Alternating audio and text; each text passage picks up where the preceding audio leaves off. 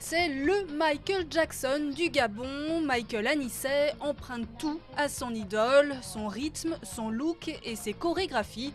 Jean Anissé, de ses vrais prénoms, a eu le coup de foudre quand il était enfant. Je suis tombé sous le charme du King of Pop. Son look, sa gestuelle, non, sa manière de danser. Et là, je me suis dit, tiens, je vais essayer. Et comme j'ai résidé dans une cité, tous mes voisins avaient décelé en moi les qualités du danseur. Aujourd'hui, ils sont une vingtaine de danseurs à se produire dans la troupe de Michael Anissé. C'est le succès lors d'un concert où il était invité de dernière minute qui l'a poussé à former son groupe. C'était en 1993. J'ai dansé devant les gens, un parterre de monde. C'était la toute première fois. C'était un franc succès. Je me suis dit, tiens,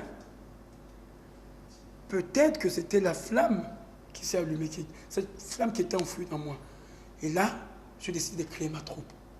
C'est aussi grâce à son talent qu'il trouve un emploi d'agent municipal.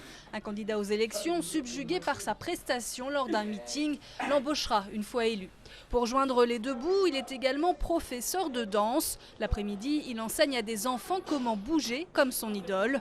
La mort du roi de la pop l'an dernier a été un véritable choc pour lui. Elle est indescriptible, cette douleur que j'ai ressentie. Elle est indescriptible. Tout ce que je sais, c'est que j'ai pleuré Michael Jackson pendant près d'un mois. Aujourd'hui, Michael Anissé rêve de donner à la danse l'organisation et la considération qui lui manque, selon lui, au Gabon. Il souhaiterait que la discipline soit obligatoire à l'école. En attendant, la relève est assurée avec son neveu, Scott Jackson, 13 ans.